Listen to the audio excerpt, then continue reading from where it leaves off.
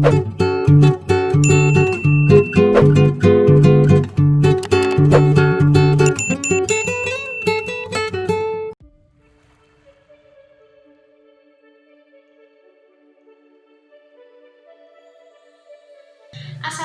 warahmatullahi wabarakatuh. Halo, apa kabar semuanya? Masih semangat kan belajar biologinya? Oke, masih semangat ya karena kita masih punya 2 subtopik lagi. Yang pertama, saat ini kita akan membahas mengenai reproduksi sel. Loh, kok sel bisa bereproduksi ya?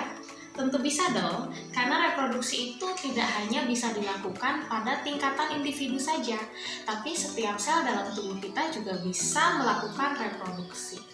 Reproduksinya seperti apa sih? Ya, seperti reproduksi pada umumnya, tujuan dari reproduksi adalah untuk memperbanyak dirinya sendiri. Jadi sel setelah bereproduksi mampu memperbanyak jumlahnya. Yang tadinya 1 menjadi 2, yang 2 menjadi 4, dan seterusnya. Nah, bagaimana sih dengan tipe reproduksinya? Ada berapa tipe ya kira-kira? Barangkali sudah ada yang memulai buka-buka buku atau mencari di sumber internet? Iya, ada 3 tipe reproduksi. Yang pertama ada amitosis atau pembelahan biner. Yang kedua ada mitosis. Kemudian yang ketiga ada meiosis. Kira-kira apa ya bedanya? Nah, di video kali ini kita akan membahas 2 dulu, amitosis dan mitosis. Mari kita saksikan video berikut ini.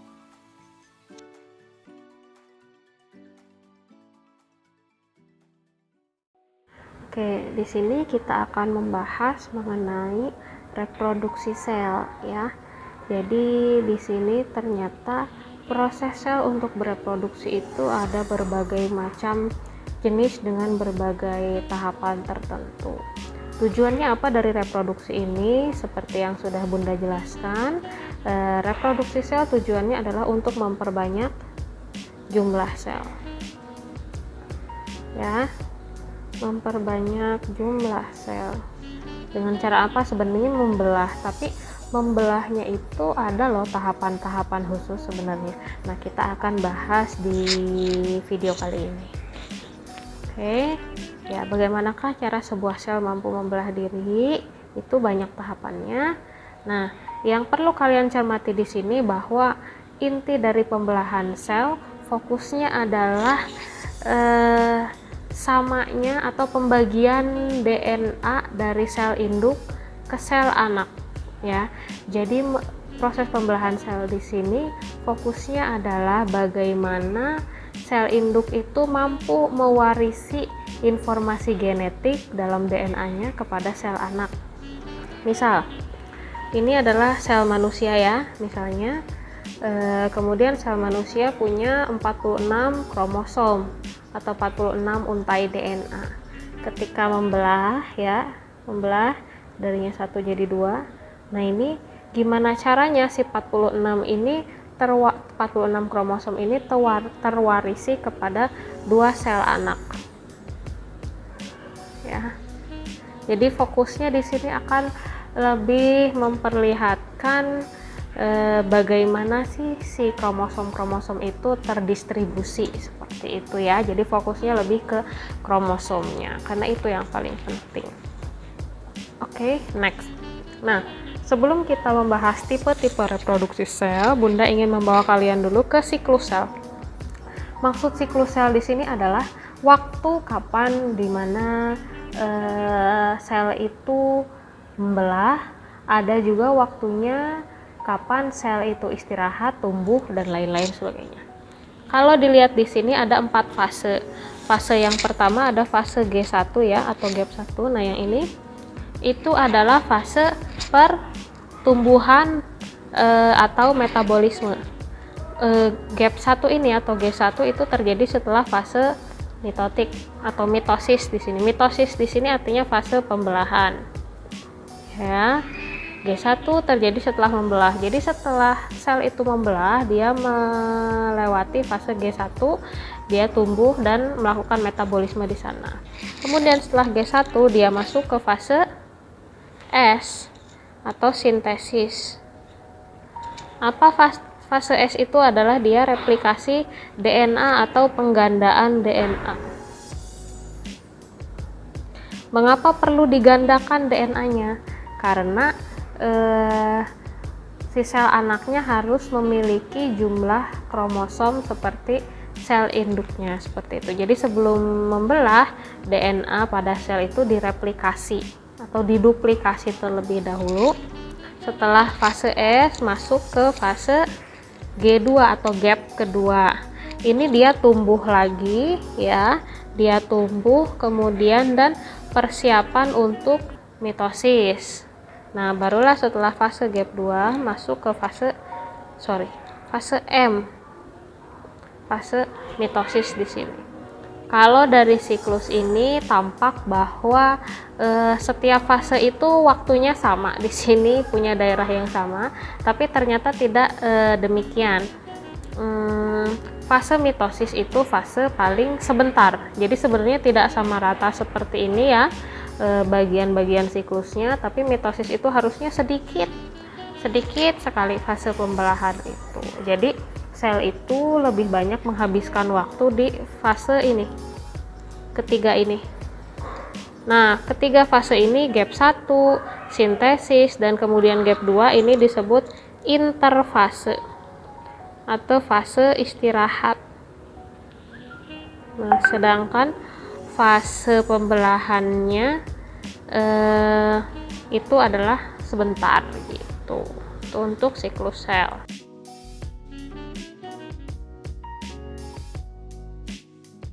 Nah, sekarang kita masuk ke macam-macam pembelahan sel.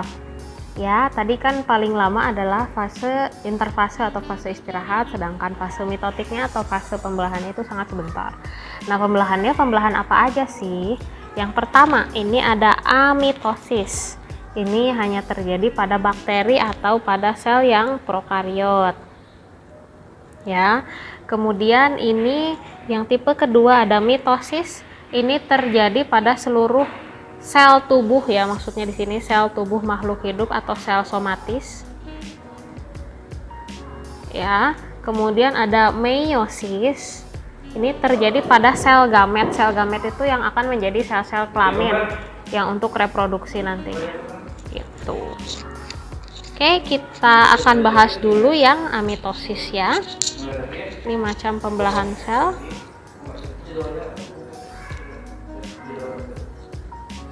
Nah, amitosis atau disebut juga pembelahan biner. Nah, coba kalian perhatikan di sini, kalian masih ingat bahwa sel prokariot itu tidak memiliki organel khusus. DNA-nya pun tidak dilindungi oleh membran inti. Jadi, tahapan yang pertama dalam proses amitosis adalah replikasi DNA. Jadi, DNA-nya diduplikasi, digandakan terlebih dahulu ya. Ini duplikasi, penggandaan DNA. Nah, kemudian dinding sel dan membran selnya itu mulai terbentuk sekat, tapi sekatnya belum sempurna. Kemudian di tahapan yang ketiga, ini tahapan pertama, ini kedua, dan tahapan yang ketiga, ini sekatnya sudah mulai sempurna. Kemudian barulah selnya terpisah sempurna menjadi 2 gitu. Ya, kira-kira Bunda tanya, kalau dari amitosis ini jumlah dan jenis DNA dari sel induk, ini kan sel induk ya, dari sel induk dengan kedua sel anak ini apakah sama DNA-nya? Baik jumlah dan jenis kira-kira? Ini adalah sama. Jadi sifat dari pembelahan amitosis itu adalah sel anakan identik dengan sel induk ya. Terus ini dari 1 menjadi 2 ya. Jadi sekali pembelahan itu menghasilkan 2 sel anak gitu. Kok bisa ya identik? Karena di sini terjadi replikasi atau duplikasi DNA. Jadi sebelum membelah, si DNA-nya itu dikopi terlebih dahulu, disalin terlebih dahulu, sehingga ketika membelah masing-masing punya salinan yang identik gitu. Gitu ya untuk amitosis. Oke.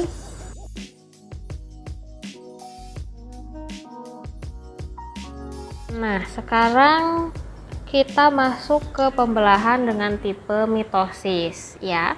Kalau tadi amitosis terjadi pada organisme prokariot, kalau mitosis ini terjadi pada organisme yang selnya itu eukariot seperti manusia, tumbuhan, fungi, kemudian protista dan alga itu melakukan mitosis ya. Di sini ada tahapan-tahapannya. Sebenarnya tahapannya itu dari sini ya, dari mulai profase, metafase, anafase, dan telofase. Sedangkan yang interfase ini adalah fase persiapan tadi yang di bagian siklus sel. Ya, di sini di interfase terjadi replikasi DNA. Replikasi DNA itu di fase apa coba? G1, S atau G2? Ya, di fase S. Fase S. Nah, kita masuk ke tahapan mitosis yang pertama, yaitu adalah profase. Nah, coba perhatikan DNA pada bagian interfase dengan profase. Lihat, DNA di interfase ini masih dalam bentuk benang-benang kromatin, panjang, kusut, belum terpintal, bentuknya itu belum padat. Nah, di tahapan profase, DNA-nya mulai dikemas menjadi kromosom. Ya, maksudnya dikemas itu yang tadinya benang-benang kusut ini digulung, dipintal dan dipadatkan menjadi bentuk yang lebih padat dan lebih lebih padat, lebih pendek gitu, karena lebih rapih lah gitu, dikemas dalam bentuk kromosom. Jadi kromosom itu ya isinya DNA, cuman DNA yang sudah terlipat-lipat. Nah, kemudian ini si sentriolnya, nah ini dia, terus membelah ke kutub yang berlawanan. Tadinya si sentriol ini berdekatan posisinya, hanya ketika profase dia mulai bergeser ke kutub yang berlawanan. Nah, kemudian mulai terbentuk benang-benang spindle. Mana bun benangnya nggak kelihatan. Jadi aslinya dia ada benang-benang spindle. Nah, panjang seperti itu, menjulur dari masing-masing sentriol seperti itu. Itu profase. Kemudian tahapan yang kedua itu adalah tahapan metafase. Ya, metafase ini sebenarnya sangat khas, tapi singkat sekali. Lihat, posisi kromosomnya ini berjejer di tengah ya, berjejer di tengah, ini lihat ya, atau di bidang ekuator gitu. Dan benang-benang spindlenya ini yang warna hitam putus-putus itu sudah tersambung kepada masing-masing kromosom untuk si kromosomnya itu siap ditarik ya, seperti itu. Kemudian anafase, nah ini si kromatidnya itu bergerak menuju kutub yang berlawanan. Yang menggerakkannya siapa? Ya ditarik sama benang-benang spindle ini gitu. Jadi ditarik ke kutub yang berlawanan seperti itu. Bun, kromatid itu apa? Bedanya sama kromosom apa? Oke, jadi di sini ada kromatin, Bunda jelaskan sedikit ya. Ada kromatin, ada kromosom, ada kromatid. Oke, kromatin itu DNA yang berupa benang, masih berupa benang. Ya.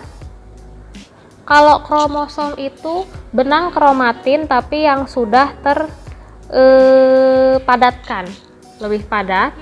Nah, jika si kromosom itu terduplikasi atau terreplikasi, terjadilah disebutnya kromatid. Ya, tadinya kan satu, kemudian berubah jadi dua. Jadi kayak kupu-kupu gitu loh. Bukan kupu-kupu sih, ini teh dua kromosom gitu yang identik. Nah, lihat di bagian metafase. Di sini yang tengah. Nah, ini kan ada dua ya. Nah, ini kromatid ini. Ya, kalau kromosom berdampingan dengan kopiannya, dia disebutnya kromatid. Disebut juga kadang kromatid sister atau kromatid saudara, itu sama saja. Ya, itu tahapan anafase. Tadi balik lagi, dia si kromatidnya itu sudah terpisah ke kutub yang berlawanan, ditarik oleh si benang spindle dari sentriol. Nah, untuk telofase ini sudah terpisah secara sempurna dan membran inti mulai terbentuk seperti itu. Kan tadinya profase di sini sudah tidak tampak ya membran intinya. Nah, kalau di telofase ini membran intinya sudah terlihat lagi. Yang warna coklat lebih tua di dalamnya itu adalah membran inti seperti itu. Nah, itu tadi ya tahapan dari mitosis. Yang pertama ada profase, kemudian ada metafase, ada anafase, dan ada yang terakhir telofase. Beberapa sumber juga mencantumkan setelah telofase itu masuk ke tahap sitokinesis. Maksudnya sitokinesis itu, sitokinesis adalah proses berpisahnya sitoplasma gitu. Jadi setelah di tahapan telofase, si sitoplasmanya itu terbelah menjadi dua, karena kan di sitoplasma itu ada banyak organel kayak ribosom, mitokondria, dan lain-lain. Itu di tahap sitokinesis itu mereka berpisah gitu. Meskipun sebenarnya setelah fase mitosis itu kan masuk ke gap 1, dia tumbuh dan melakukan metabolisme. Nah, tumbuh juga di sini dia menghasilkan organel-organel baru seperti itu. Oke, sampai di sini Bunda mau bahas dulu tentang hasil dari mitosis. Ya, tadi hasil dari mitosis, jumlah sel anaknya berapa yang dihasilkan dalam sekali membelah? Jumlah sel anaknya adalah 2. Kira-kira jumlah DNA-nya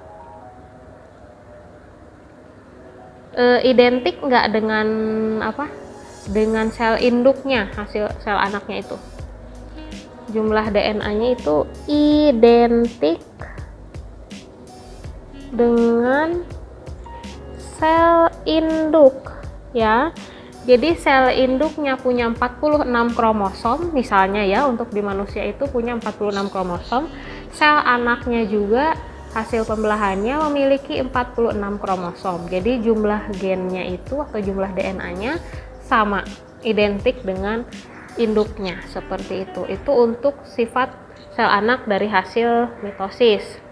Sama sebenarnya kayak bagian yang amitosis ya, jumlah sel anakan hasilnya juga 2, kemudian DNA-nya identik dengan sel induk, tapi bedanya kalau amitosis terjadi di prokariot, kalau mitosis terjadi di eukariot, seperti itu. Oke, semoga kalian paham ya.